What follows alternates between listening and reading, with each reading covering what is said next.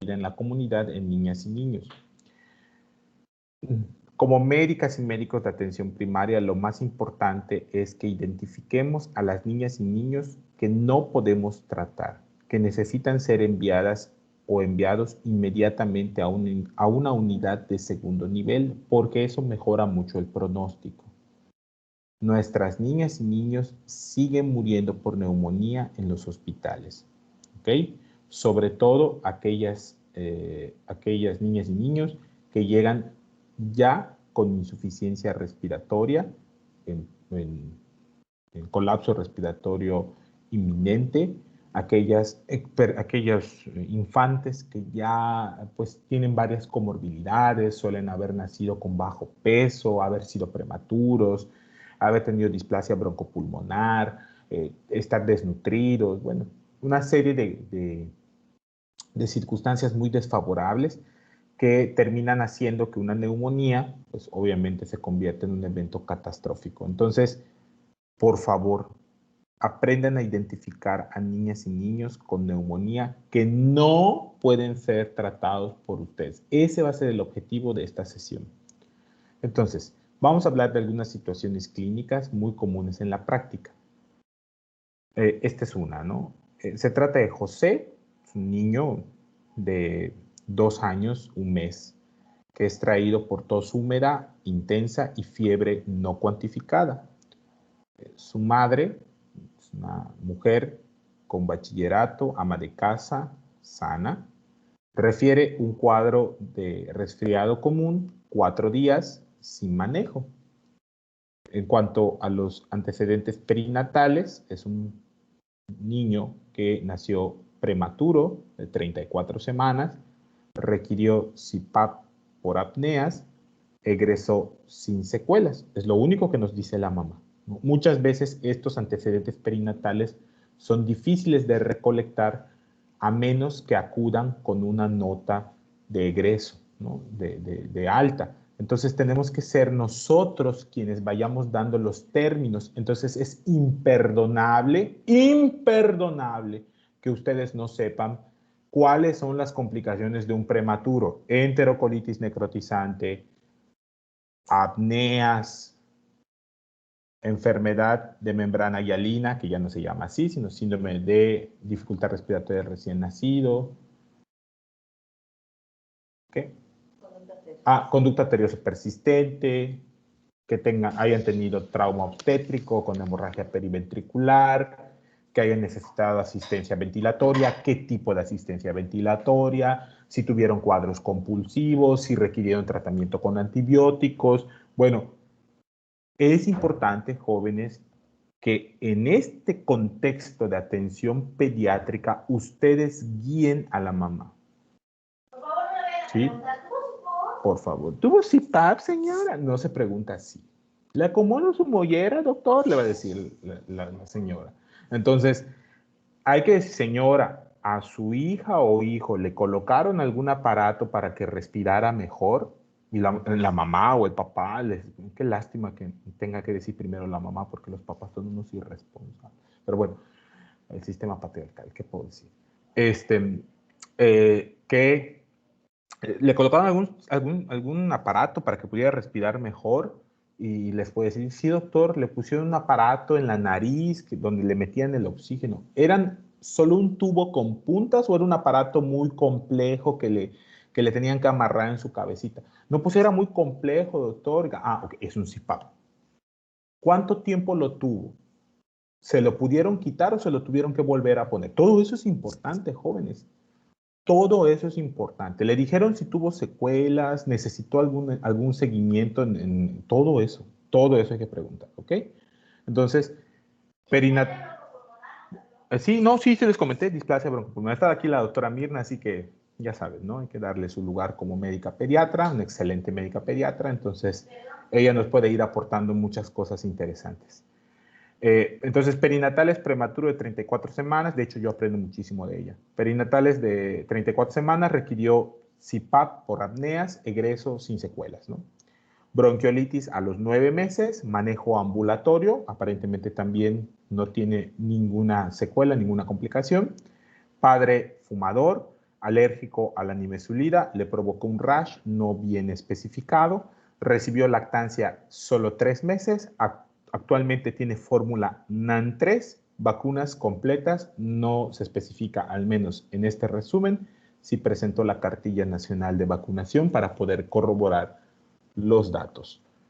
Es activo, en la exploración activo-reactivo irritable, tolera la vía oral, leve tiraje y retracción, sibilancias audibles, no hay cianosis, hidratado, febril.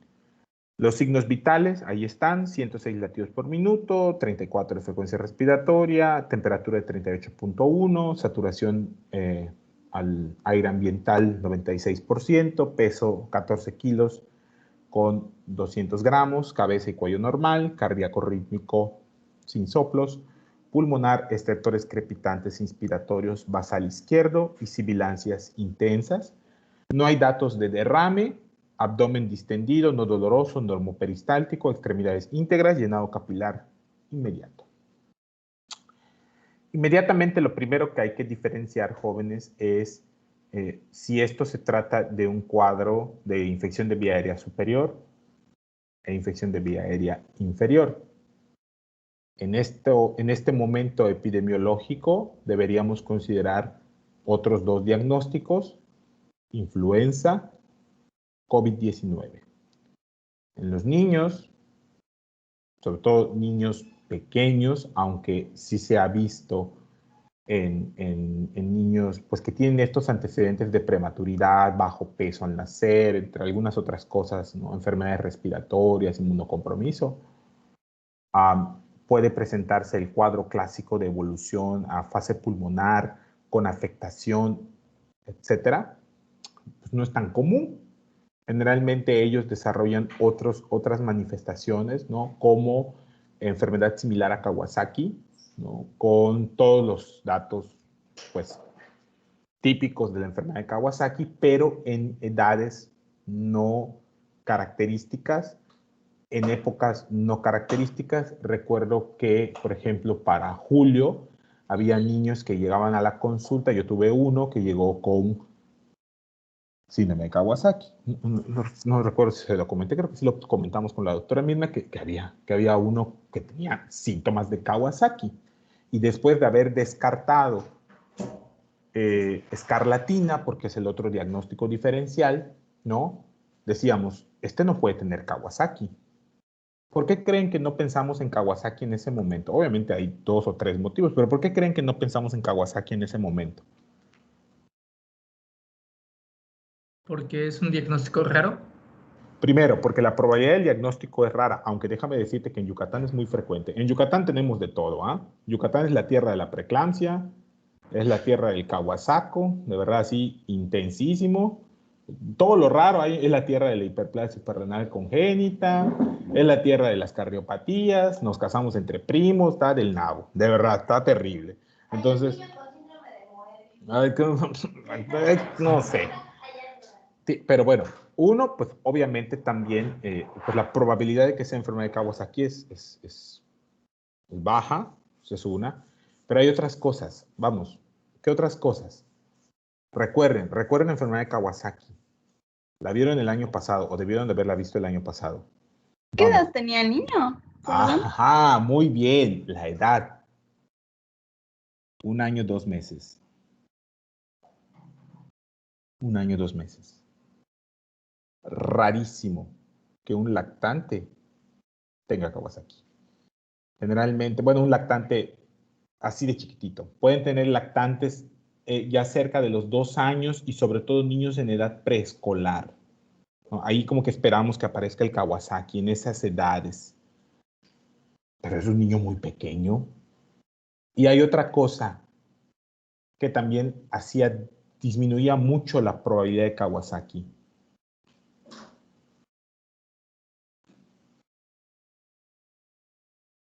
Vamos. Ya están en quinto. ¿Puede repetir rapidito? Es que... Claro, ¿qué pasó? ¿Qué necesitas? ¿Cómo, o sea, cómo estaba O sea, ¿cómo llegó? Podría ser la época, el mes del año, no sé. Muy bien, ok.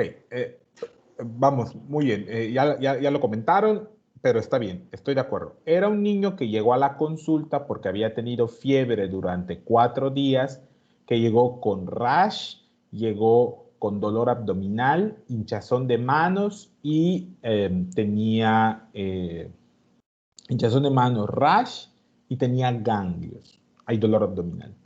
No integraba Kawasaki incompleto. 1 año, 2 meses y lo vi en julio. Efectivamente, alguien lo dijo por ahí. Pero fuiste tú, Valentina, ¿no? No sé quién lo dijo. Sí. El mes. Rarísimo que Kawasaki hay en julio. En verano. Súper raro. Kawasaki es enfermedad invernal y de inicio de la primavera. O sea, nosotros vemos Kawasaki entre diciembre y marzo. Es lo esperado. ¿Sí? Obviamente, pues sí puede haber un Kawasaki, ¿no? Pero debido a que sospechamos que el agente etiológico es un virus no identificado o una respuesta anómala a algún virus respiratorio, pues generalmente en esas épocas es cuando hay mayor circulación de los virus y se produce durante esos meses. Entre diciembre, marzo, principios de abril, vemos niños con Kawasaki. Yo recuerdo mi internado en el ORAM. En el ORAM yo vi 4 niños con Kawasaki. Empecé, llegan en golpes, ¿sí? Llegan así como 4 o 5 y ya, ¿no? Entonces, yo recuerdo que roté en pediatría de enero, a ver, ¿cómo estuvo? ¿A urgencias? Ok, sí, roté de diciembre a marzo en pediatría. Y en esos 3 meses vi 4 niños con Kawasaki. Cada 2 semanas ingresaba uno.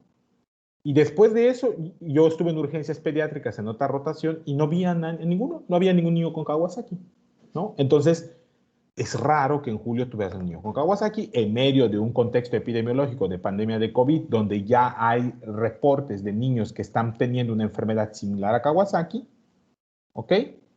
Entonces, ¿sí? Exacto. Indra comenta algo muy interesante, dice, cuando mi grupo rotó en el piso de Pella el año pasado, vimos como 4 Kawasakis en 2 semanas. Y sí, fue noviembre, diciembre. No son 4 Kawasaki, dice la doctora Mirna que son niñas y niños con Kawasaki, pero entiendo. Si quieren, podemos ir por 4 Kawasakis, que es diferente. Sí, eso no se debe grabar. Ok, confirmo lo de Indra.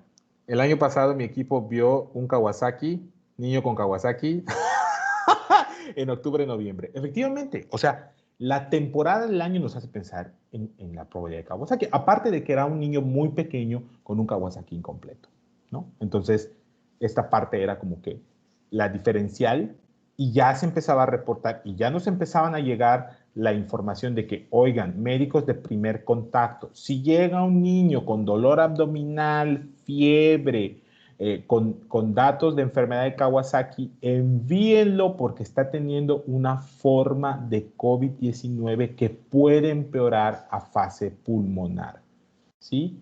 Entonces, al menos desde el punto de vista de ahora, lo que tendríamos que diferenciar con José, si José estuviera yendo a la consulta en este momento, es saber si no tiene COVID-19. En todo caso, tendríamos que preguntarle a sus familiares si alguien ha enfermado de COVID-19, si alguien ha tenido síntomas sugestivos de estar enfermo o si a José lo han llevado a sitios de riesgo, lo han expuesto, no sé, lo han llevado en transporte público, lo han llevado a reuniones, ha estado en lugares donde hay conglomeraciones, plazas públicas, lo han llevado al cine, porque desgraciadamente ya empezó a ocurrir esto. Las niñas y niños no tendrían por qué ser expuestos a la activación económica. Ellos no aportan a la economía del país. ¿Y si se enferman? ¿Sí? Entonces, desgraciadamente, y por otro lado, las niñas y los niños tienen cuadros muy atípicos de COVID.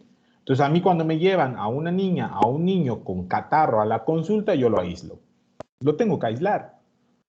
Lo tengo que aislar porque puede tener COVID y contagiar a todos, ¿sí? A todos, ¿sí? ¿Ok? Eso es muy importante. Se los paso al costo. Entonces, vamos a poner que no estuviéramos en pandemia. Lo importante es descartar, bueno, este niño que tiene, ¿no? ¿Tendrá bronquiolitis? Ya vimos que tuvo un antecedente a los 9 meses. Acerca de la bronquiolitis, lo único que les puedo decir para hacer un proceso de descarte muy rápido es que la bronquiolitis es rarísima en niños de más de 1 año, 6 meses. ¿Sí? O sea, son niños muy pequeños, casi siempre menores de 1 año, que desarrollan cuadros de bronquiolitis. Recuerden que la bronquiolitis, el evento fisiopatológico que desarrolla los síntomas es la afectación de la vía aérea de los bronquiolos por el efecto citopático del virus sincitial respiratorio que provoca la muerte del epitelio cilíndrico pseudoestratificado ciliado de la vía respiratoria con los dendritos celulares, el moco. No hay hiperreactividad bronquial. Lo que ocurre es que se obstruyen los bronquiolos y aparecen los síntomas respiratorios, las sibilancias, la tos, la dificultad para respirar, ¿sí? Entonces, son niños muy pequeños donde la vía respiratoria todavía es anatómicamente capaz de ser obstruida, ¿sí? Por estos dendritos. Entonces, son niños pequeñitos, menos de 6 meses, que casi siempre enferman de catarro y que en el transcurso, en la evolución del catarro, inician con dificultad para respirar. Y el dato clínico que siempre nos debe orientar a bronquiolitis es las sibilancias. Siempre nos debe orientar. Otro diagnóstico diferencial a considerar debe ser influenza, pero bueno, influenza en un niño que no ha sido vacunado, en un niño pequeño, es muy grave, ¿no? Pues casi siempre provoca, es casi indiferenciable de una neumonía bacteriana, pero pues es algo que se tiene que tomar en cuenta, sobre todo los pediatras lo toman en cuenta en estas épocas invernales, en niños que no tienen esquema de vacunación. En el caso de Joseito, pues la tiene. Y finalmente está el CRUP, la laringotraqueitis, donde en la laringotraqueitis, jóvenes, no suele haber síntomas respiratorios bajos, es decir, no suele haber estertores, no suele haber sibilancias. Lo que hay característicamente es el estridor que suelen tener los niños, es decir, este sonido inspiratorio producto del edema laringio. Es muy característico el estridor laringio para hacer el diagnóstico de Krupp, ¿sí? Diferenciarlo de la epiglotitis, que aunque afortunadamente no es común, si ustedes ven a un niño que empieza a babear con estridor y tiene fiebre muy alta, ese niño se les va a morir en el consultorio, porque tiene... Este es el sonido de un Krupp. Ahorita les voy a mandar este video porque es un niño pequeño con Krupp. Entonces, No, ese niño tiene una laringomalacia. ah, pero una laringomalacia, pero así suena. Ah, es el niño de la laringomalacia, ¿verdad? Ok. Entonces, perdón. Entonces, por favor, aunque las epiglotitis son raras actualmente por la vacuna pentavalente celular que cubre contra Haemophilus influenza, que es el principal agente etiológico, si identifican en la consulta a un niño con estridor, fiebre muy alta, cialorrea importante y dificultad para respirar, hay que mandarlo al hospital inmediatamente. Entonces, ¿qué es lo que queda? Pues queda una neumonía bacteriana, muy característica de los lactantes mayores, muy característica de los preescolares y los escolares. Y pues ahí está, miren, tiene fiebre, tiene tos. ¿Y cuál es el signo más importante para el diagnóstico de neumonía en niñas y niños? ¿Alguien lo recuerda? Taquipnea. La taquipnea, la polipnea. Fuera de cualquier otro, de la fiebre, de la tos, del tiraje, etc., la taquipnea es el síntoma más importante para el diagnóstico de neumonía en niños y niñas. Lo dice la OMS, así que tengan en cuenta eso. Hasta aquí, hasta lo que acabamos de discutir. ¿Alguien tiene alguna duda, pregunta o comentario? ¿Alguien quiere saber algo más? ¿Seguros? ¿Qué pasó, Vicente? En niños que sospechemos de esta neumonía en primer nivel, si estamos en una clínica que tiene rayos X, ¿se los tomamos o no es necesario? Ok. Actualmente, la Organización Mundial de la Salud no recomienda de primera instancia el uso de radiografías para la confirmación del diagnóstico. Si cumple los criterios de neumonía, suficiente para iniciar tratamiento empírico, siempre y cuando no tenga criterios de envío a segundo nivel de atención. Si tú estando en tu clínica de atención rural tienes a un niño con neumonía y este no necesita ser enviado, no tienes que pedirle radiografía, le inicias tratamiento. ¿Sale? ¿Correcto? Sí, sí, gracias. De nada. ¿Alguien más, jóvenes? Ok, bien. Entonces, situación clínica 1, analizamos a este niño. Entonces, lo primero que quisiera yo compartir con ustedes es esto. Y entonces, doctor, ¿a qué niños envío? ¿Qué niños no puedo yo tener en el consultorio? ¿O qué niños no puedo yo tratar en casa? Es importante, jóvenes, que como médicas y médicos reconozcamos nuestros límites. Sobre todo, si no tenemos el adiestramiento y las competencias para vigilar de manera estrecha. E incluso pediatras de primer contacto saben cuándo deben referir o deberían saber cuándo referir a estos pacientes, ¿no? Y ahí están los criterios. Y son preguntas de evaluación. ¿Sí? 1. Niños y niñas menores de 6 meses. Si tienen datos de neumonía bacteriana, no son de ustedes. E incluso bronquiolitis, yo me quedo así como de que hoy hay que pensar mandarlo, porque son niños que son muy difíciles de valorar por la mamá. Aunque mamá o papá muchas veces ya conocen a sus bebés, a veces no identifican cuando ya se deterioraron. ¿Okay? Entonces, menores de 6 meses, deshidratación o incapacidad para la alimentación oral, ¿sí? Esta deshidratación, ustedes ya conocen los síntomas de deshidratación, se aplican los mismos criterios que para la deshidratación por diarrea. Recuerden que en niños y niñas de menos de 1 año, la fontanela anterior debe ser evaluada, el llenado capilar debe ser evaluado, el llanto con o sin lágrimas, la saliva, qué tan espesa se encuentra. Por favor, el llenado capilar, también la frecuencia cardíaca, la frecuencia respiratoria, la irritabilidad del niño, la intensidad de la sed.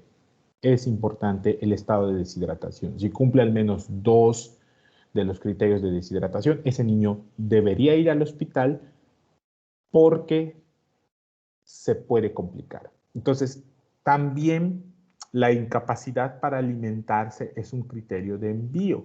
Es decir, esta incapacidad para alimentarse se debe a la polipnea, se debe a la taquipnea. Tiene tanta polipnea, tiene tanta taquipnea que no puede, en el caso de niños pequeños, tomar seno materno y en el caso de niños mayores, masticar. ¿Ok? Entonces, ténganlo en cuenta, ¿no? Ahí hay que preguntarle a mamá o a papá si el niño puede comer o quiere comer, ¿sí? Incapacidad para la alimentación oral. Si observamos dificultad respiratoria importante, y yo siempre soy muy claro con las y los estudiantes que tengo a mi responsabilidad. El dato más, más crítico que deberían ustedes no esperar ver en la consulta es la disociación tóraco-abdominal. ¿Sí? Los niños que están prontos a fatigarse son niños que disocian la respiración abdominal de la torácica. ¿Sí saben en qué consiste la disociación tóraco-abdominal? Porque puedo yo estar diciendo, sí, identifiquen, ay maestro, ¿qué es eso? ¿Sí? ¿Saben de qué se trata la disociación tóraco-abdominal? ¿La Es han visto? cuando el tórax se expande y el abdomen se mete, ¿no? Y al revés. Así es decir, el abdomen se hunde mientras que el tórax se levanta, es una forma muy simple de decirlo, cuando deberían estar coordinadas. En niños hay una coordinación de movimientos entre el abdomen y el tórax, y cuando ocurre lo contrario significa que hay un gran esfuerzo respiratorio. ¿Por qué les digo esto? Porque no quieren ver a un niño con respiración superficial. ¿Sí? Sobre todo si al preguntarle a la mamá les dice, es que doctor, estaba respirando muy rápido y ahorita está empezando a respirar muy lento, muy quedito. Y ven al niño y está hecho trapo y está respirando lentito. ¿Qué pasó, doctor? Ah, ¿sí? Entonces, no quieren ver a ese tipo de niños. No los quieren ver. No los quieren ver. Porque va a ser paro respiratorio en cualquier momento. Y pues, a menos que ustedes sepan intubar niños y tengan un dispositivo de bolsa para pues, hacer presión positiva, pues no sé si puedan manejarlo en el consultorio. Yo no puedo. Yo no podría. ¿Sí? Entonces, ténganlo en cuenta. ¿Qué pasó, Vicente? ¿Es común que estos niños lleguen a la consulta general de esa manera o evolucionan? Porque, o sea, mi pregunta viene porque qué tal si la mamá, bueno, no es, digamos, entre comillas, una mamá responsable y lleva a su hijo cuando ya está con esta respiración superficial. ¿Es común que lleguen así? ¿Y hay algo que podemos hacer? Pues no creo que sea tan común, pero si algo te puedo decir en estos años que tengo de práctica, he visto de todo. Y he visto niños que han llegado con disociación toracoabdominal. Nunca he visto uno que llegue mal, con respiración superficial. He visto algunos que llegan con muchísima taquipnea, de verdad incontables la frecuencia respiratoria, respiran tantas veces que no se puede. Otros llegan con disociación toracoabdominal. La vez pasada, estando la doctora allá en el consultorio, llegó un niño chocado por diarrea, ¿sí? Entonces, uno con dificultad respiratoria, ¿sí? También una vez que la doctora me acompañó al consultorio, llegó uno con dificultad para respirar, importante. La doctora envió, que se quedó en el hospital también. Entonces, yo creo que hay que estar preparado para todo. ¿En qué sentido? Hay que estar listo para identificar cuando un niño se encuentra en un estado de verdad muy avanzado e informarle a la mamá de la severidad del cuadro. Más que hacer algo, porque creo yo que es muy difícil que podamos intubar a un niño, pero sí estar preparados para decirle, señora, este niño necesita llegar ahora al hospital porque puede caer en paro respiratorio y moverse lo más pronto posible. Porque si bien nunca debemos o nunca deberíamos nosotros hacer un juicio de valor sobre qué hace o no hace un papá, a veces sí, efectivamente no tienen los cuidados necesarios y a esto se le llama violencia porque pues, ¿por qué no llevan a un niño a la consulta? Pero también hay otras cosas que no sabemos, ¿no? Y hacer un juicio de valor es un poco complejo. Es un poco complejo. Entonces, mejor te digo, prepárate para todo. Siempre. Piensa en lo peor. Siempre. Y estarás listo para cualquier cosa. Vale. Muy bien. Entonces, ¿alguien tiene alguna duda sobre esto? ¿Sobre la dificultad respiratoria importante? ¿Nadie? ¿Todo bien? Correcto. Seguimos.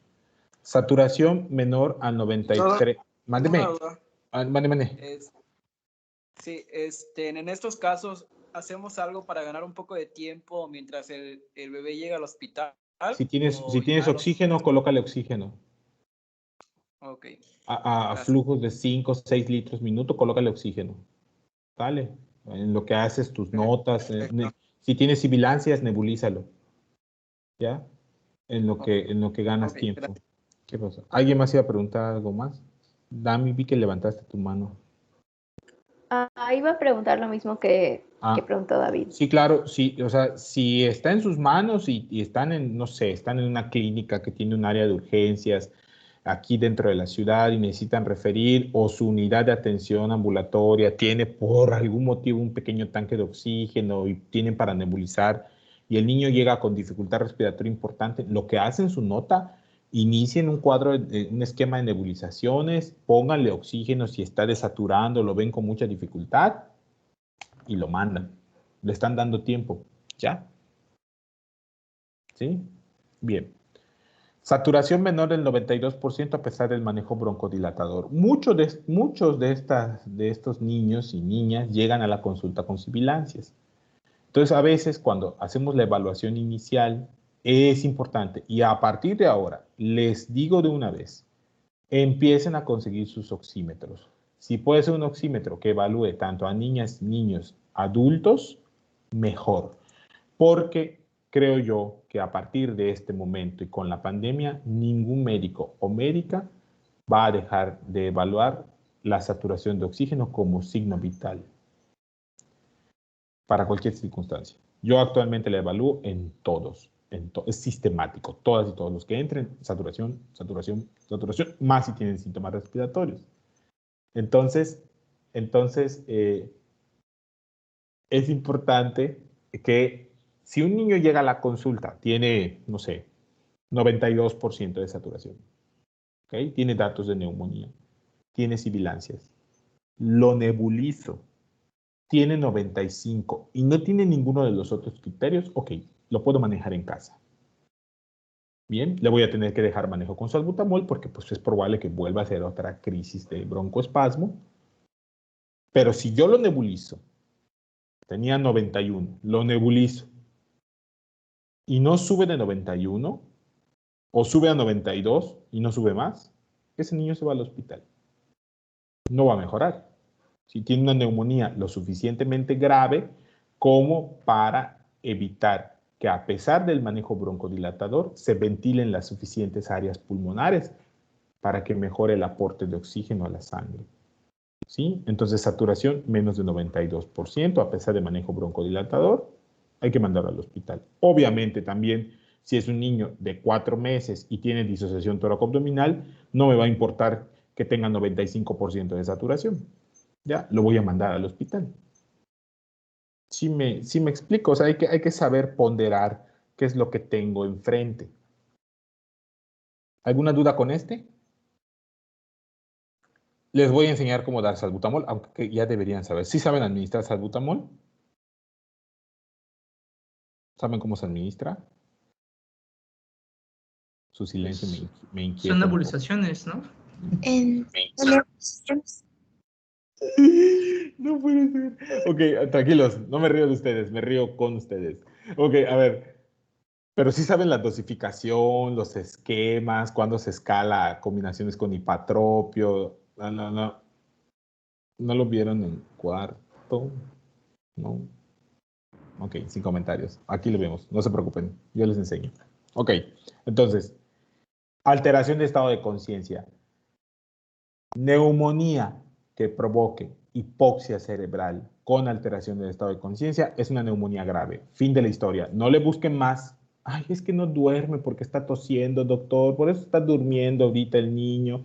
Es que toda la noche estuvo tosiendo, doctor. Por eso ahorita está durmiendo. Está el niño flácido, hipotónico. Ustedes lo intentan despertar. Ay, ese niño está mal. Ese niño está mal. Está mal, está mal, está mal, está mal. Mal, mal, mal, mal, mal. Ganó Biden. Ganó Biden, jóvenes. Ganó Biden, un pedófilo. ¡Ganó Biden! Ganó Biden. Pedófilo, pero ganó. ¿Qué le hacemos? ¿Sí? Bueno, el caso es que ganó. Bueno, a ver cómo se estabiliza el peso. Ok, estoy tranquilo. Ya no son elecciones en Estados Unidos todos los días.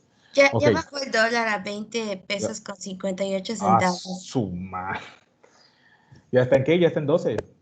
Como la 20. gasolina. Otra vez está en 12, la gasolina. Ok, Muy bien. Apneas o fatiga respiratoria. Niño que deje de respirar también es un niño que está grave. ¿Sí? Es un niño que ya tiene tanta fatiga o, a ver, esto ya lo vieron en pediatría. ¿Por qué creen que un niño con neumonía hace apneas?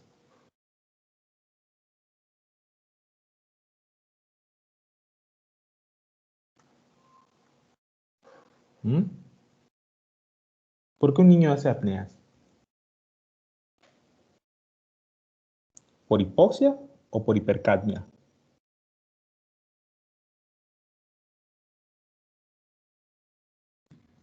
¿Por hipercapnia?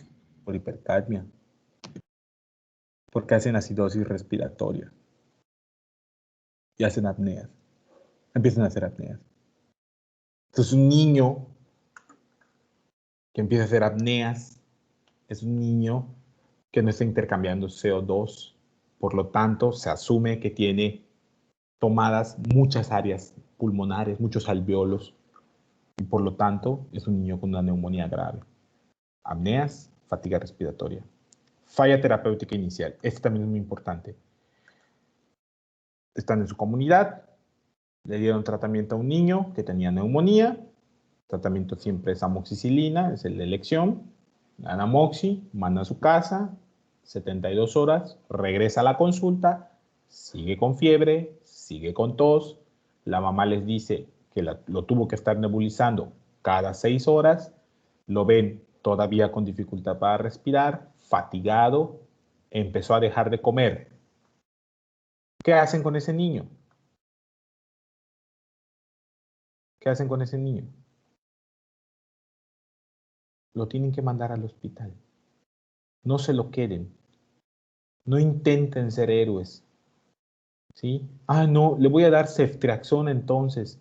No intenten ser héroes. No, ese niño se va al hospital. Comprendan y visualicen que ese niño ya estuvo 48 horas con dificultad para respirar, con sibilancias, con fiebre, con tos, no pudo comer, no pudo beber, la mamá estuvo angustiada. Por favor, envíen a ese niño al hospital. Ahí va a tener cuidados, va a tener antibióticos, líquidos. Si se complica, lo van a apoyar, le van a poner oxígeno. Ok, por favor, ese niño tiene que ir al hospital. Falla terapéutica al hospital. Y hay uno que yo creo que también es fundamental, que es el entorno familiar no confiable. Es decir, No, perdón, una mándeme. pregunta en cuanto a la falla terapéutica inicial. ¿Podemos decirle a la mamá que si no mejoran 48 horas, se vaya directo al hospital, que no pasa por nosotros otra vez? Sí pudiera ser si ustedes no van a encontrarse para hacer una evaluación. Pero es Pero, que por ejemplo, es muy para ahorrar difícil. tiempo, Ajá. me digo yo. Para que la Ah, mamá no venga con nosotros y luego al hospital, sino que se vaya directo al hospital. es que una Si mamá no no, mejora. no sabe cómo evaluar a un niño con falla terapéutica. Ah, ok, está bien. O sea, es que si a ti como médico o médica te cuesta trabajo decidir este va bien, este va mal, a una mamá le es complicado también. O sea, no estoy diciendo que no lo pueda hacer, ¿no? Obviamente, si la mamá ve que el niño está trapeando el piso, ¿sí? Pues ese niño sí está requete mal, o que si está azul, pues ese niño está mal, ¿no? Pero a ti, como médico, la responsabilidad es decir, señora, le veo en 48 horas, si ese niño está bien, le mando. A veces también lo que pasa, Vicente, es que la falla terapéutica es muy sutil. O sea, llega contigo, lo ves y te pregunta, lo veo un poco mejor, doctor, y lo ves con disnea todavía.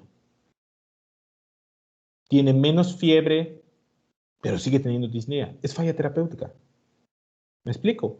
O sea, Sí. esa parte sí necesitas. Obviamente también hay algunos datos de alarma que yo le doy, por ejemplo, a las mamás, cuando yo no estoy disponible para valoración, que les digo, si tiene esto, no me ven a ver, vaya directo al hospital. Pero soy muy claro con ella, soy muy claro de que esto en particular, por ejemplo, que el niño deje de respirar o que el niño empiece a levantar, yo les digo siempre, si levanta la barriga y se le hunde el pecho, no está bien, se tiene que ir al hospital.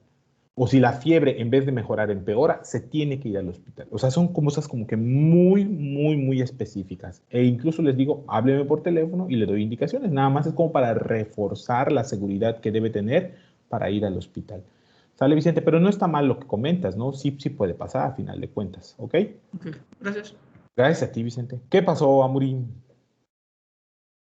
Eh, Era respecto a la pregunta que hizo Vicente. Creo que igual habría que tener en cuenta en qué entorno estamos, ¿no? Porque, por ejemplo, si estamos en un servicio social en el que la única manera de llegar a un hospital más grande es porque tú referencies al niño, pues tienes que verlo. A comparación de, por ejemplo, si estás en Mérida en una UMF del IMSS, pues le dices, si ve esto, acuda a urgencias. Ya no tendría que ir directamente contigo al consultorio. Son Claro, entornos claro. distintos, ¿no? Sí, la medicina depende mucho si es socializada, si es medicina privada, si tenemos nosotros los medios del seguimiento. Incluso yo en esta pandemia lo que he estado haciendo es telemedicina para muchos pacientes porque enferman de COVID y yo no puedo ir a sus casas a valorarlos. ¿Sí? ¿Ok? Entonces, bueno, varía mucho, ¿no? Pero a final de cuentas creo que debemos saber, lo importante es saber cuándo tengo que enviar a mis niñas y niños con neumonía. Y retomo eso, muchas gracias, están viendo sus aportaciones, es lo que quiero para que ustedes crezcan como estudiantes y estudiantas de medicina. Ahí está, criterios de envío. Si mi niño tiene menos de 6 meses, si identifico deshidratación o el niño no puede comer por la intensidad de la taquipnea, si tiene dificultad respiratoria, entre paréntesis, disociación tóraco-abdominal o respiración superficial con fatiga para respirar, si la saturación es menor o igual al 92%, a pesar de que ya le di manejo broncodilatador, o si no tiene sibilancias y tiene menos o igual al 92%, si tiene alteración del estado de conciencia que se puede manifestar como somnolencia intensa, hipotonía, irritabilidad, no sé, hay muchas cosas que pueden pasar con estos niños. Apneas, falla terapéutica inicial, ¿no? Previa valoración, generalmente 48, 72 horas, o entorno familiar no confiable. Y cuando digo entorno familiar no confiable, me refiero a estos niños que viven en familias, tanto en condiciones sociales, ¿no? En una comunidad geográfica, sociales, geográficas, económicas, y en dinámicas de familia con violencia, con padres y madres adolescentes que no tienen una red de apoyo adecuada para trasladarse en caso, primero para identificar que el niño está mal y segundo, trasladarse y tomar decisiones correctas. Por favor, si identifican a un niño así, no lo regresen a su casa. No lo regresen a su casa, mándenlo al hospital. Siempre le voy a decir esto y recuerdo que fue una de las primeras palabras que le dije a la doctora Mirna cuando se fue a su servicio social. Ella hizo su servicio social en SAM. ¿Sí? Y lo primero que le dije fue, siempre peca de excesiva o excesivo en su caso. Es decir, no importa que me contrarrefieran al paciente diciéndome que no tiene criterios para ser referido a este hospital, para que lo envía, solo gasta recursos, porque más vale que alguien con coherencia reciba a tu paciente y conozca que ese niño o niña, adulto o adulta, tiene que estar hospitalizado por un motivo, a que tú cometas un error y todo vaya contra ti. Y que ese niño o niña, adulto o adulta, no haya tenido la oportunidad de recibir la atención que necesitaba. Es decir, imagínense a un niño o una niña que tiene neumonía, que ustedes necesitan valorar en 72 horas, porque pues así se valoran a los niños, pero que vive en una comunidad que se encuentra a 70 kilómetros de la cabecera municipal. Es sábado por la tarde. El niño no se ve mal, pero tampoco se ve bien. La mamá vino con la suegra. Es una mamá de 17 años, con primaria. Sospechan que vive en una familia violenta. El niño fue prematuro, está desnutrido. ¿Sí? ¿Qué hacen con ese niño? ¿Lo regresan a casa? ¿Lo envían al hospital? ¿No? Esa es una situación, porque ese niño debería regresar con ustedes a más tardar el lunes o el martes. ¿Sí? Entonces, cuando ocurran ese tipo de contextos, no lo duden, hagan su nota y pónganlo textual. Se decide envío a unidad hospitalaria dado que condiciones adversas de traslado debido a comunidad en zona geográfica apartada, dinámica familiar no favorable para identificación de complicaciones, lo que pone en riesgo la integridad del infante, requiere vigilancia y tratamiento, seguimiento y tratamiento hospitalario. Punto. Si se los regresan, eso ya es cosa del hospital. Ustedes hicieron lo que era correcto. En el examen les puedo poner situaciones así. ¿Dudas, preguntas o inquietudes sobre esto último que acabamos de platicar, chicas y chicos? Ya me cansé. ¿Alguien tiene alguna pregunta, duda sobre esto? ¿Todo bien? ¿Sí recuerdan los criterios? Por favor. Ok. Sí, Doc, gracias. Bien.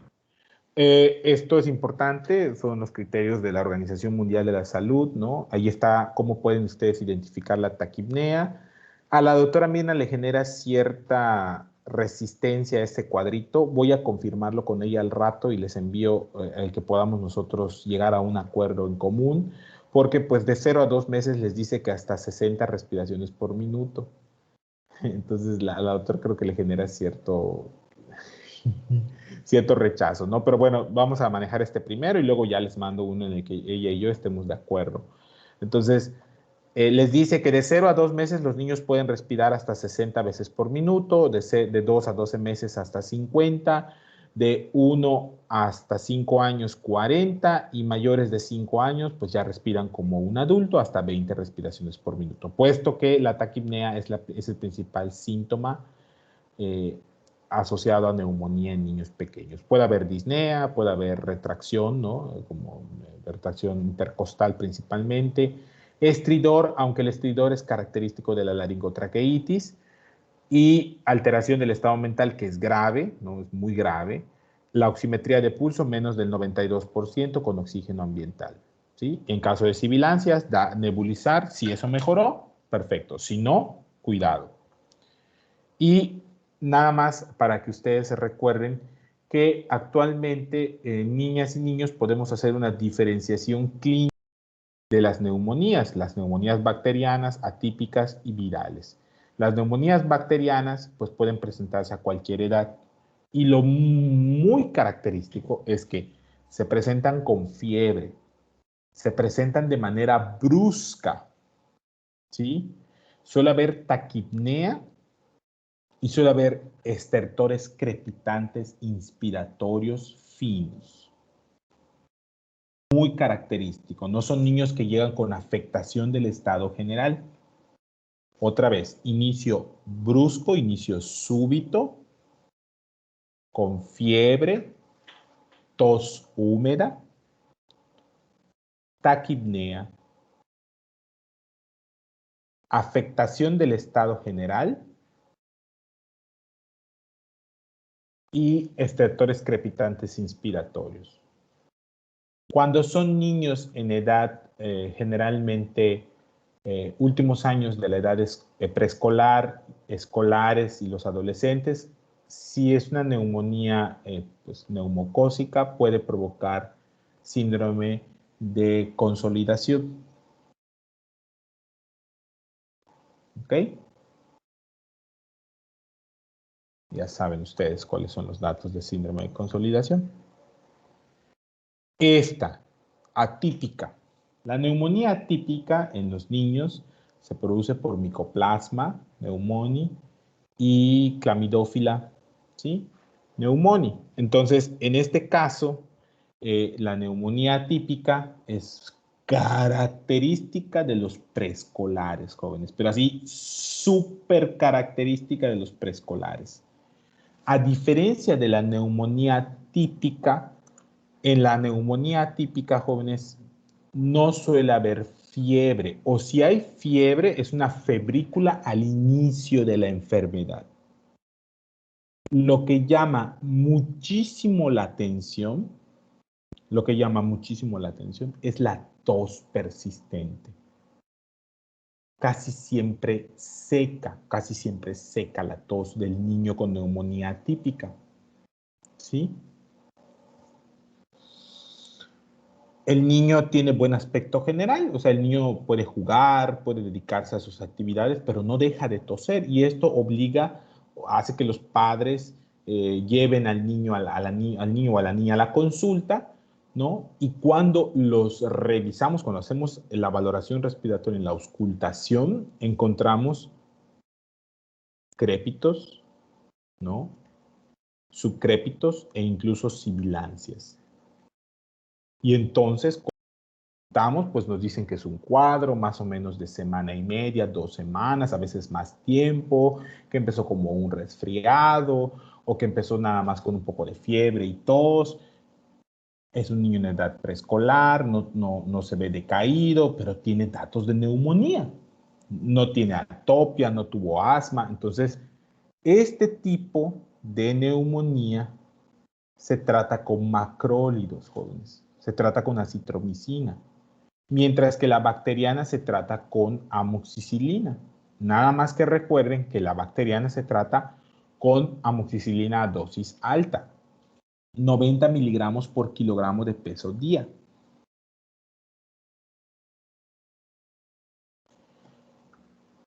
Y el tratamiento suele ser de 7 días, es el tratamiento común. Y en el caso de esta, pues es acitromicina, recuerden la dosis, 10 miligramos por kilogramo día, la primera dosis, y luego a 5 miligramos por kilogramo de peso hasta completar 5 días.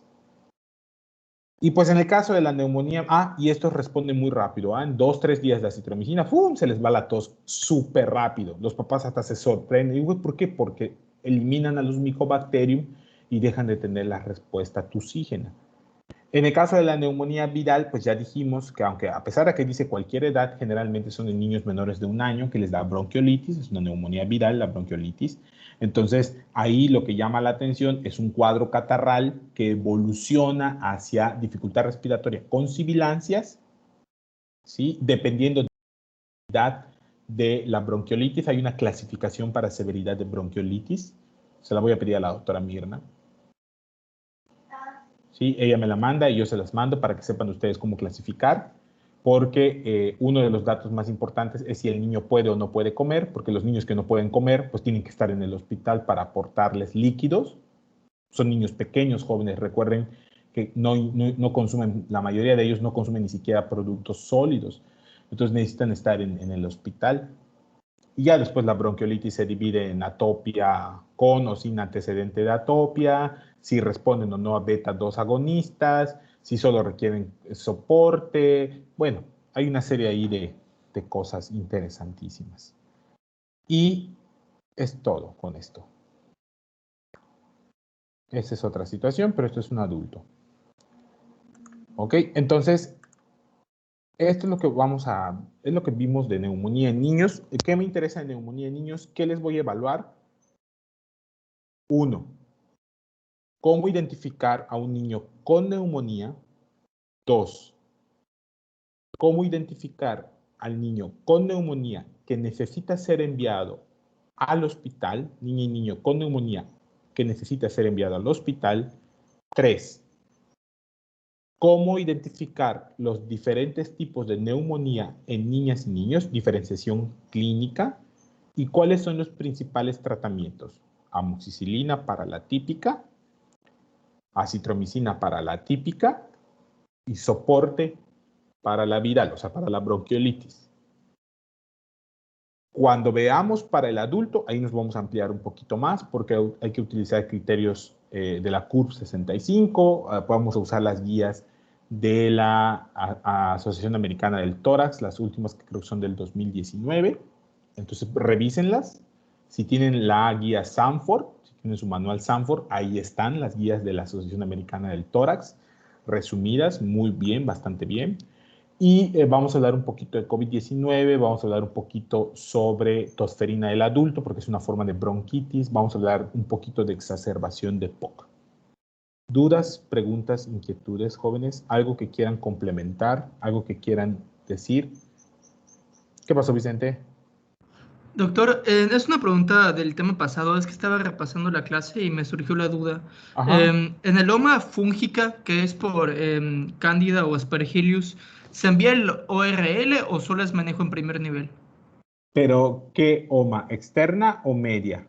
En media. No, No, se externa, manda. creo que había dicho Externa. externa. Externa. Sí. No, se puede tratar en atención primaria. Si no funciona, se manda a ORL. Ok, ¿y en media siempre es ORL? En media siempre es a ORL. Gracias. Y nada. ¿Alguien más que tenga alguna duda, pregunta o comentario? ¿Ya dominan con todo neumonía? ¿Ya están con todo? ¿Ya me pueden cubrir en el consultorio? Doctor, las Mande. dosis de salbutamol y cuando... Sí, o de hecho ahorita se las voy a mandar por WhatsApp para que sepan y les mando unos ejercicios de cómo calcular salbutamol. Perfecto, muchas gracias. ¿Sale? Sí, porque tienen que aprender a calcular salbutamol, ¿no? No manches, van a matar a los niños. ¿Sale? Se usa muchísimo, se utiliza muchísimo salbutamol. ¿Sale? ¿Dudas, preguntas, alguien más? ¿Todo bien? Wendy, Vicente, Valentina, Stephanie, Rosy, Rodrigo. Rodrigo hoy muy callado. Rodrigo Emanuel, Raizer, Odaris, Melissa, Luis Eduardo, Laura, Cristel, Indra, Muriel, Elías, Diana. ¿Todos bien? Sí, ya podemos ir a la consulta. ¿Ya me van a cubrir? Ya, vamos. ¿Cuánto paga el turno en el consultorio? Son 1,000 pesos por turno en el consultorio. Dale. A las Dale. Kawasaki. Digo, para... Las cumbias de Riser, qué rollo. ¿Por qué? Es que están Está limpiando. buenísimo. Están limpiando. Bien, tu casa. mejor con cumbias. Yo escucho los Acosta. Ajá, yo también. Los Acosta para el... ¿cómo se llama? Están celebrando que ganó Biden. Así es, el Para cumbión las para la... Kawasakis. Así Estoy es. celebrando Es que ya están 20 todos el dólar. el cumbión para la estudiación. Aña. Entonces,